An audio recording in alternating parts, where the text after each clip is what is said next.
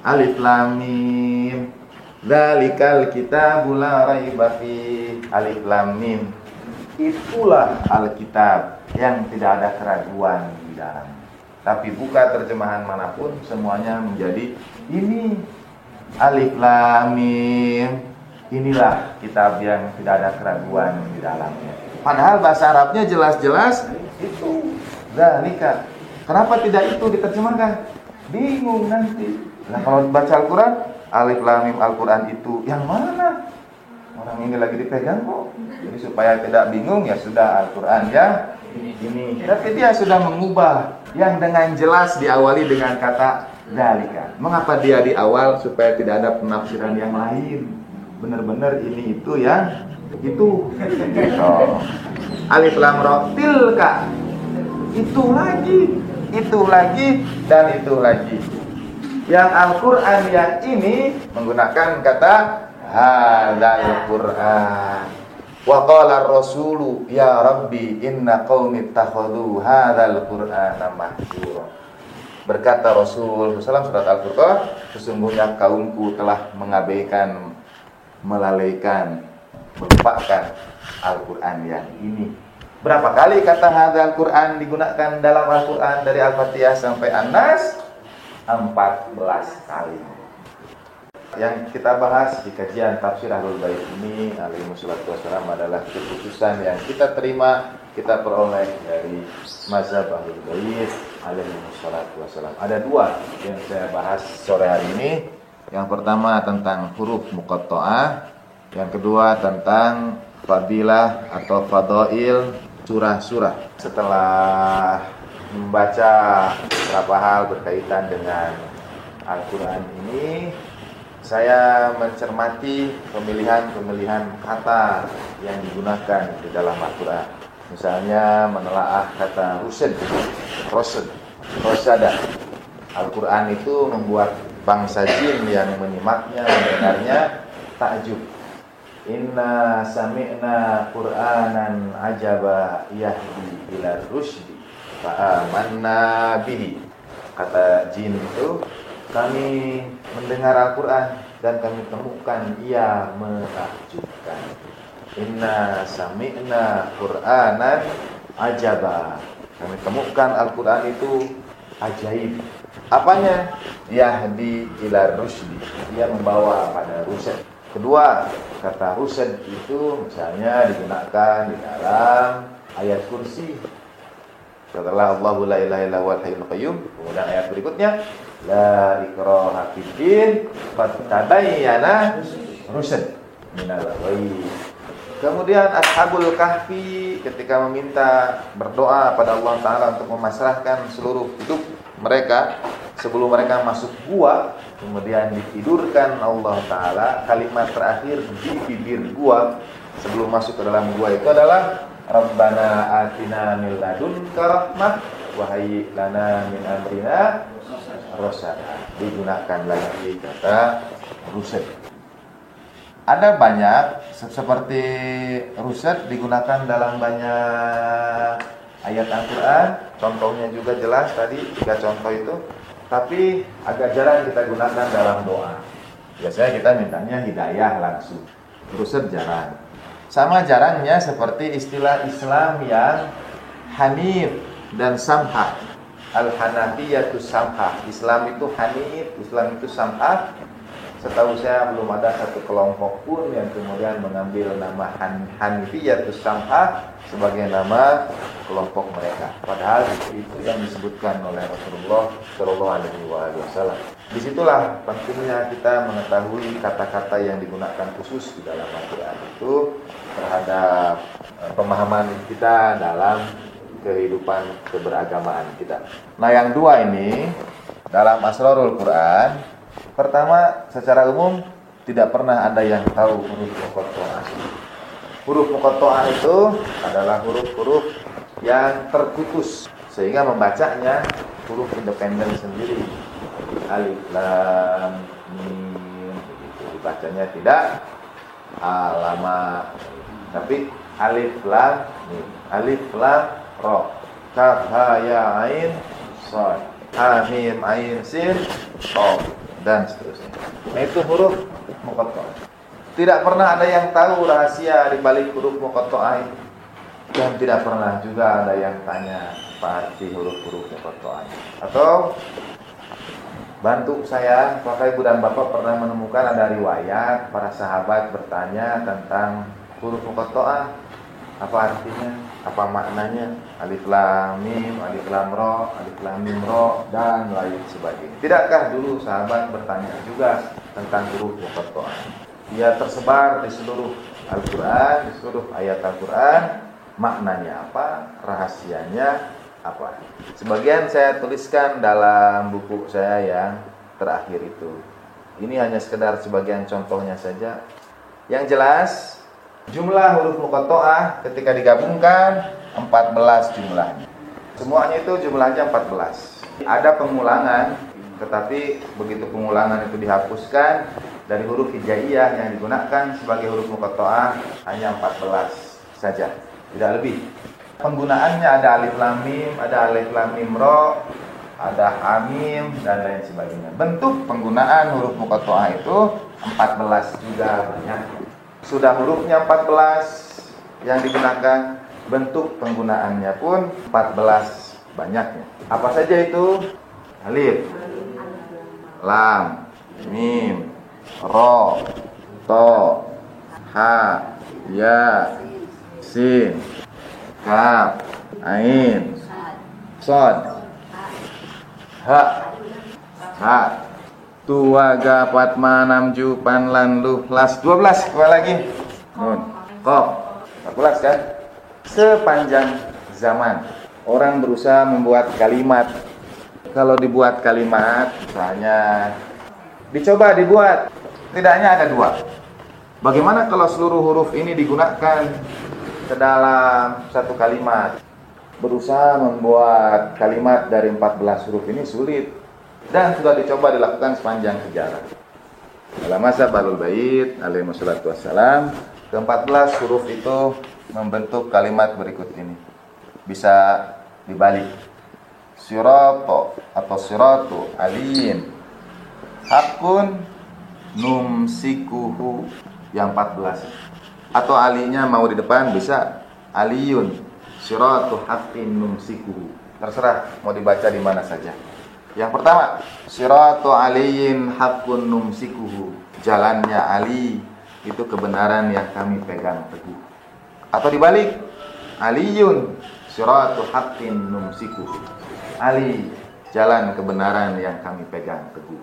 Sekiranya ke-14 huruf itu hendak digabung jadi kalimat yang satu, pilihannya sementara ini ada dua.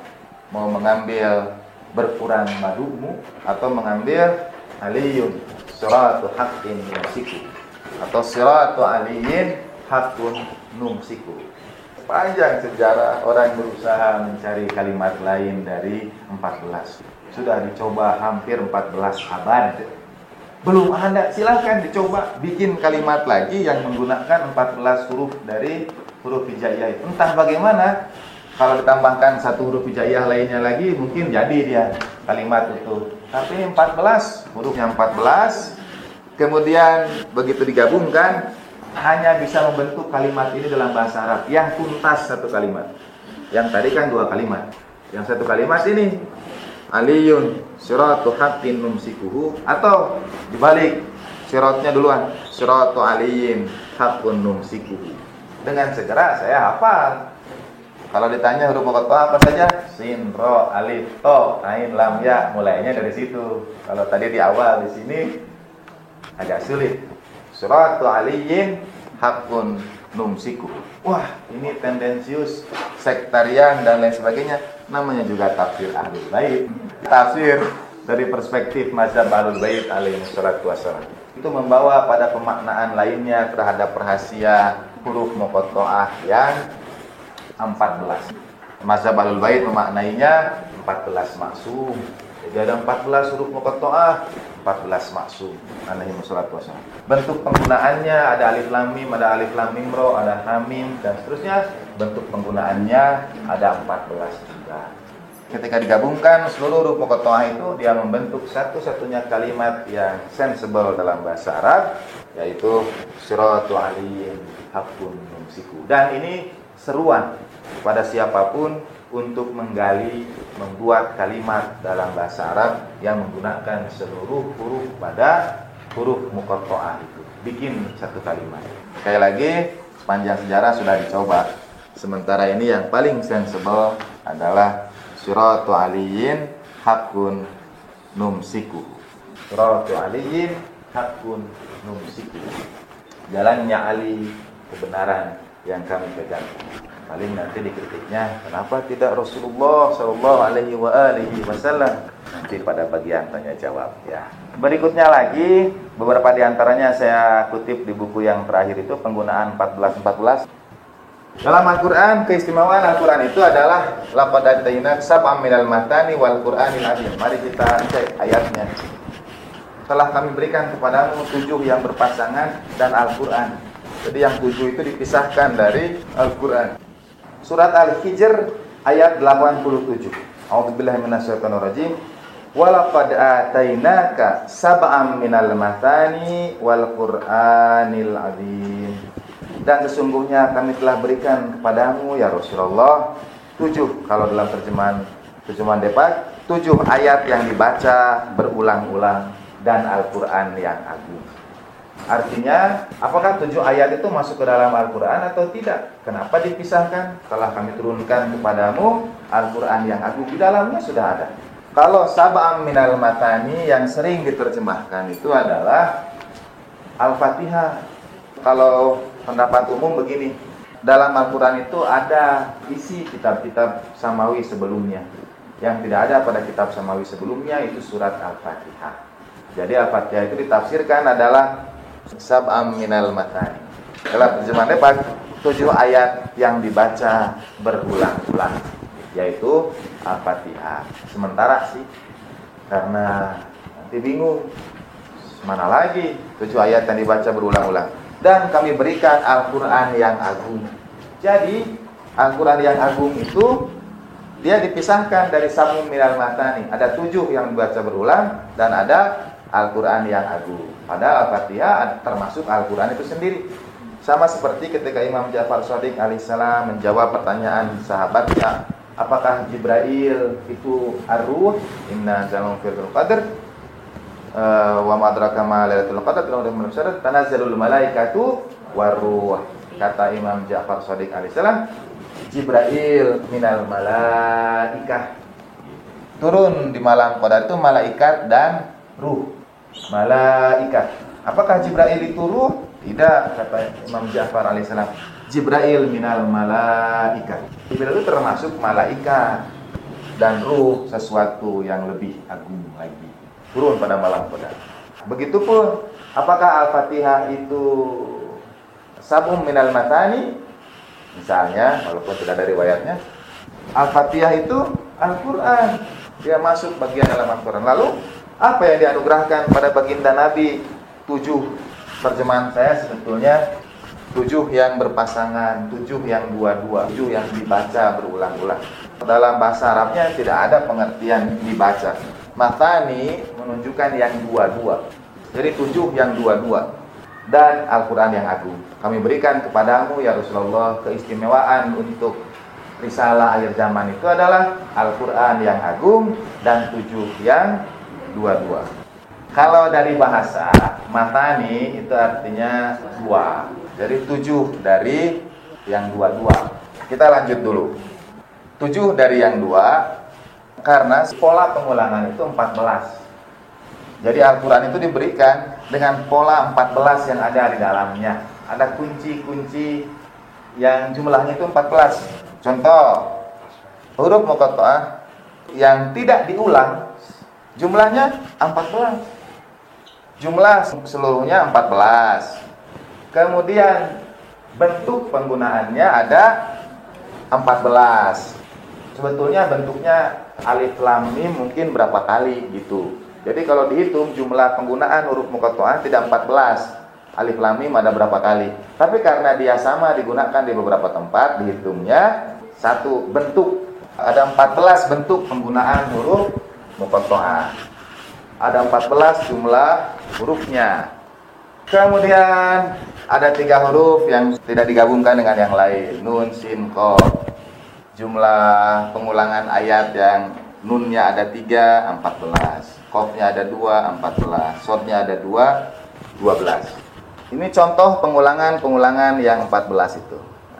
Pertama, hadzal Quran, bentuk hadzal Quran. Tapi yang digabung, yang dikombinasikan, tidak Al-Quran saja, Al-Quran yang ini.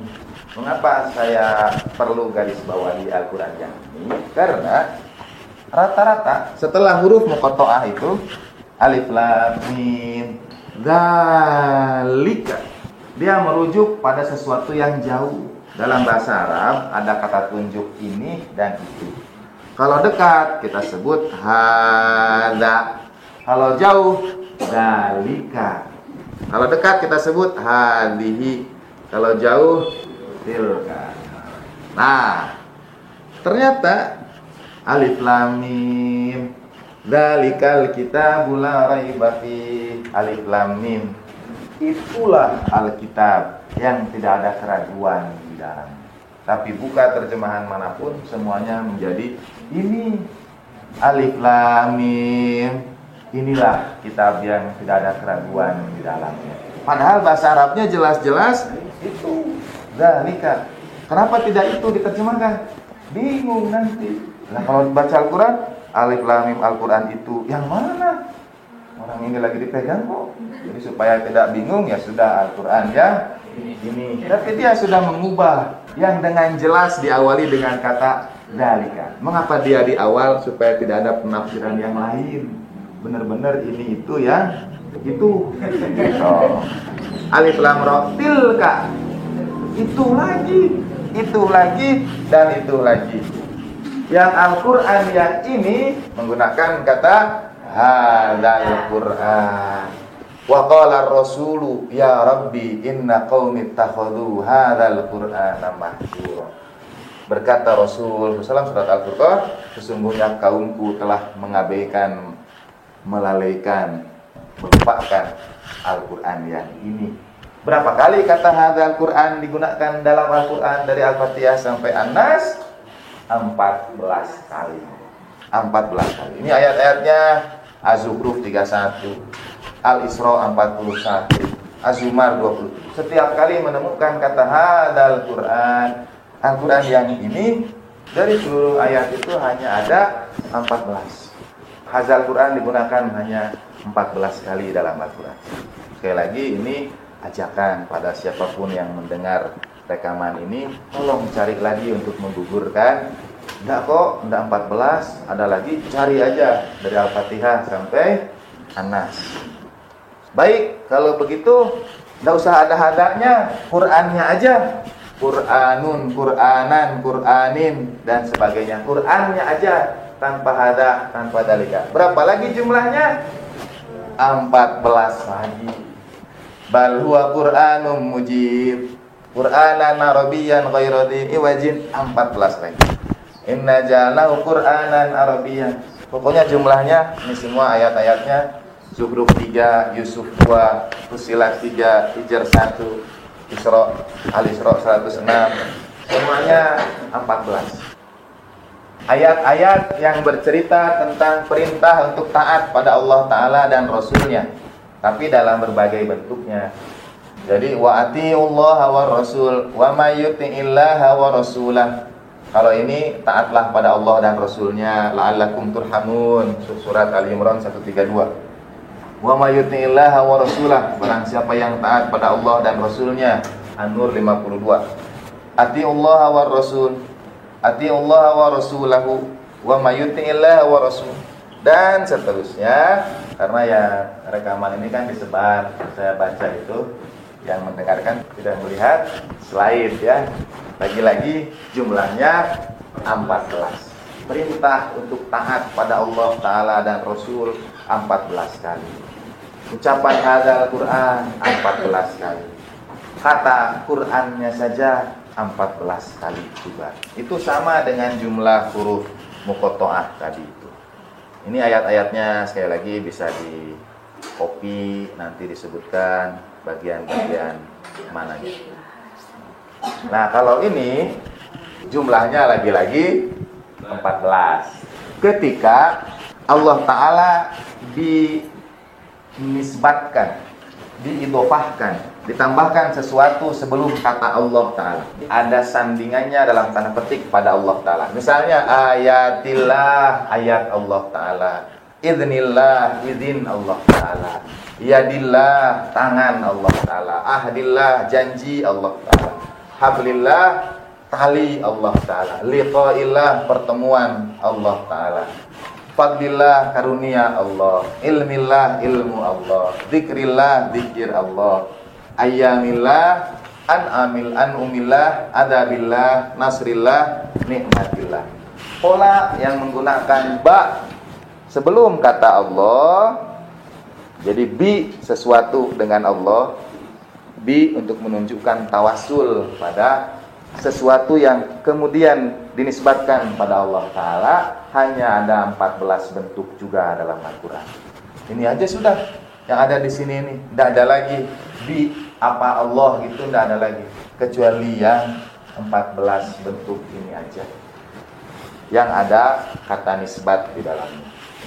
Binasrillah, kul bifadlillahi wa birahmatihi fabidzalika falyafrahu, dalil maulidan, wa khairum mimma yajma'un, wa ma kana li nafsin an tu'mina illa biidznillah, dan seterusnya. Yang menggunakan bentuk nisbat hanya ada 14. Sekali lagi itu tadi ayat-ayatnya. Bagian berikutnya lagi, ini masih panjang sih, tapi nanti kita sambung ke bagian yang kedua. Yang jelas, satu di antara asror rahasia Al-Quran itu adalah huruf muqatta'ah, dan ada pola sistematika 14 yang ada di dalam Al-Quran. Yang ini ayat yang bercerita tentang al-haqqu min rabbi, kebenaran itu dari Tuhan. Apakah itu rabbika, rabbina, rabbihim, tapi kebenaran dari Tuhan. Lagi-lagi bentuknya ada jumlah ayatnya yang menggunakan kata kebenaran dari Tuhan itu adalah 14. Al-haqqu min rabbika, al-haqqu min rabbihim. Surat Muhammad SAW ayat 2. Walladzina amanu wa amilus solihati wa amanu bima nuzila ala Muhammadin wa huwal haqqu min rabbihim, dan seterusnya. Surat Yunus 94. Laqad ja'akal haqqu min rabbik fala takunanna minal mumtarin. Bentuknya kebenaran dari Tuhan itu hanya digunakan di dalam Al-Quran sebanyak 14 kali. Surat Haji 52, Surat Yunus 108, dan lain sebagainya. Yang ini Al-Kitabu minallah, kitab dari Allah. Lagi-lagi jumlahnya 14. Surat Mu'min 2, Jasiyah 2, Ahqaf 2, Az-Zumar 1, Fatir 29, Anfal 68, Innal ladzina yatluna kitab Allah, dan seterusnya. Bentuk penggunaan kitab Allah hanya ada 14 kali di dalam Al-Quran. Kalau ini imam, imam disebut berapa kali dalam Al-Quran? Juga 12. Giliran imam disebutnya cuma 12 gitu. Kok polanya ada 14? Kenapa? Karena imam ada 12. Kata maula ada berapa? Junjungan, pemimpin. Kalau imam 12. Kalau maula ada 18 kali. Tapi 18 kali, sekali lagi, wah itu maula ternyata 18 kali. Betul. Tapi yang 18 kali itu ada pada 14 ayat. Karena ada pengulangan kata maula di dalam satu ayat yang sama. Maulan an maula itu sudah 2. Jadi kalau dijumlah kata maulanya salah, bukan 14, 18. Betul. Coba lihat jumlah ayatnya. Berapa? 14. Jumlah ayat penggunaan kata maula ada 14. Walaupun maula itu punya 2 makna, dan itu indahnya mazhab Ahlul Bait alaihi salatu wassalam. Beda mazhab Ahlul Bait dengan Yang lainnya misalnya dalam mazhabul bait imam sudah ditentukan, kita tinggal ngikut. Jadi tidak adil dong Tuhan, itu sudah jadi imam kita tidak. Ternyata baik yang imam maupun pengikut dalam bahasa Arab bentuknya itu sama, yaitu maula. Maula itu satu kata yang artinya bisa dua, tuan dan mbah, majikan dan budaknya. Majikan itu maula, budaknya juga maula, menggunakan isim, yang satu isim fa'il, yang satu isim maf'ul. Tapi karena ada huruf illat, ada huruf ya, maka bentuknya tetap sama, baik untuk tuan maupun majikan. Jadi betul ada imam. Nah, ketika kita mencintai al-maksumin alaihi wassalam sampai pada satu titik, nah itu dalam kecintaan tidak ada beda dalam pengertian anugerah yang Allah Ta'ala berikan, kemuliaan yang Allah Ta'ala berikan karena kehadiran maula itu karena kehadiran para tuan untuk para budaknya. Bentuk penggunaan kata ta'ala, maha tinggi Allah Ta'ala juga ada 14. Ta'ala itu ada 14. Karbala ya. Karbala ada berapa kali disebut dalam Al-Quran? Tidak ada disebut Karbala dalam Al-Quran. Yang ada karbun dan bala. Karbun disebut 4 kali, bala disebut 6 kali. Jadi Karbala, karbun dan bala disebut 10 kali di dalam Al-Quran. Ini penggunaan nikmatillah 14 kali, siratal mustaqim 12 kali dalam 12 ayat. Ismillah dan ismi Rabb ada 14 bentuk dalam 14 ayat. Lahul hamdu, bagi Allah Ta'ala pujian. Allahul hamd ada 5 bentuk dalam 5 ayat. Alhamdulillah rabbil alamin, yu'minuna bil akhirah 12 bentuk 12 ayat. Ada jumlah ayat ya berbeda. Misalnya ini ada 24 dalam 24. 24 dalam 24. Tapi 24 dalam 24 itu kan bisa dibagi 2. Jadi 22 kali 12. 28. 2 kali 14. Ila rabbika, menuju Tuhanmu 12 bentuk 12 ayat. Rabbuka huwa 12 bentuk. Subhanallah, subhana rabb 14 bentuk. Dan seterusnya. Rahman, al-haqqu min rabbi, dan seterusnya. Nanti di copy saja filenya, walaupun bahasa Farsi, tapi kan ayatnya Al-Quran bahasa Arab. Kita masuk sekarang pada Fadail Surah. Fadilah dari A'immah al-Ma'sumin, mungkin bagian yang khusus mazhabul bait alaihi wassalatu wassalam, membaca setiap surat ada fadilahnya, setiap surat ada keistimewaannya, kekhususannya. Pernah disarikan, sudah langsung intinya, tapi ini ada hadis-hadisnya. Sementara kita surat dulu. Fadail surat Al-Baqarah misalnya ini ya. Dari Abi Abdillah alaihi salatu wassalam, qala man qara'a al-Baqarata wa ala Imran ja'ata yaumal qiyamah tadillanihi ala ra'sihi mislal ghamamataini atau mislal aba'ataini. Dari tafsir Al-Ayyasi, dari Imam Ja'far Shadiq alaihissalam, barang siapa mendawamkan membaca surat Al-Baqarah dan surat Al-Imran, keduanya, maksudnya surat Al-Baqarah dan surat Al-Imran itu datang pada hari kiamat menutupi kepalanya seperti 2 gumpalan awan yang besar. Fadilah surat Al-Baqarah, fadilah surat Ali-Imran, dan seterusnya. Saya bacakan 5, nanti ibu bapak minta yang mana dibacakan. Fadail surat An-Nisa, fadail surat Al-Maidah, fadail surat Al-An'am, fadail surat Al-A'raf. Man qara'a surah Al-A'raf fi kulli syahr kana yaumul qiyamah minal ladzina la khaufun 'alaihim wa lahum yahzanun. Barang siapa yang membaca surat Al-A'raf setiap bulan, ia termasuk yang tidak ada ragu, tidak ada ketakutan, tidak ada kesedihan di hari kiamat. Fa in qara'aha fi kulli jum'ah, hari Jumat sekarang, barang siapa yang membacanya di hari Jumat, kana mimman la yuhasabu yaumal qiyamah, termasuk orang yang tidak dihisab hari kiamat. Walaupun ini hadis-hadis optimis kita ya, tapi saya kalau mau ini lagi Selalu di setiap hadis itu harus buru-buru ditambahkan ada tanda bintang kecil. Syarat dan ketentuan berlaku.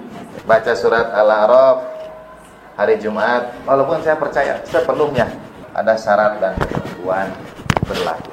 Surat Al-Anfal, surat At-Taubah, surat Yunus, surat Hud, dan terusnya ya.